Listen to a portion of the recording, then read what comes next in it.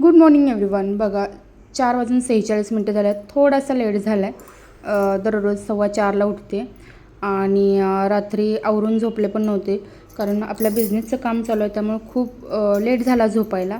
त्यानंतर कपडे चेंज केले. फटाफट मला जायचं आहे शॉपवरती. 5 वाजता पोहोचायचं होतं त्यामुळं वॉशरूमला वगैरे जाऊन आले आणि खरं तर खूप टायर्ड फील होते कारण लेट झोपले होते. तर रेग्युलर आपलं रुटीन असं सुरू होतं. सो आता गाडी काढायची आणि जायचं पटपट. तर ट्रायपॉड आणला होता घरी. जरा बिझनेसविषयी काम चालू होतं त्यामुळं चालू आहे थोडंसं मीटिंग्स वगैरे सगळ्या गोष्टी.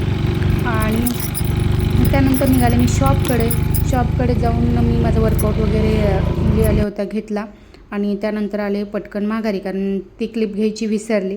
आता सवय लागूच तोपर्यंत थोडंसं असंच होणार. त्यानंतर कामावरून जस्ट आता आंघोळ झाली. पटापट आवरणार. आज आहे संकष्टी. माझी संकष्टी नाही पण मी रेग्युलर गणपतीला जाते त्यामुळे जाऊया पहिलं गणपतीला.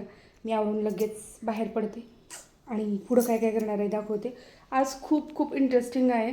डोक्यात काय काय कामं आहेत आता किती होतात ते बघूया कारण वेळ बिलकुलसुद्धा पुरत नाही आहे. चला बरं, त्याच्या आधी मी स्वयंपाक करून घेतला. मुलीला आंघोळ घातली आणि स्कूलला सोडून आले. देवपूजा वगैरे झाली आणि त्यानंतर आंघोळ केली. तर माझं असंच रुटीन असते. स्वयंपाक झाल्यानंतर करते मी. आणि त्यानंतर छान साडी नेसली होती.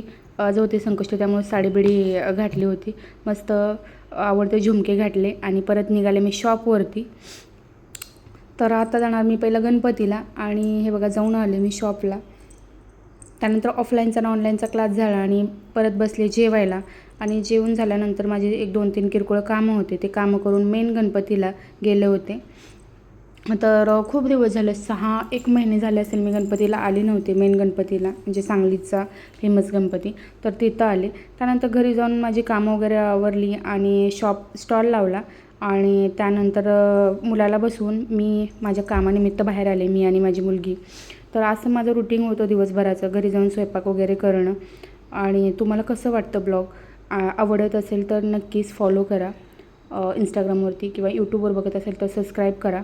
आणि सपोर्टची गरज आहे कारण वेळेतनं वेळ काढून हा ब्लॉग काढणं, एडिट करणं, शूट करणं ह्यासाठी खरंच खूप वेळ वेस्ट जातो.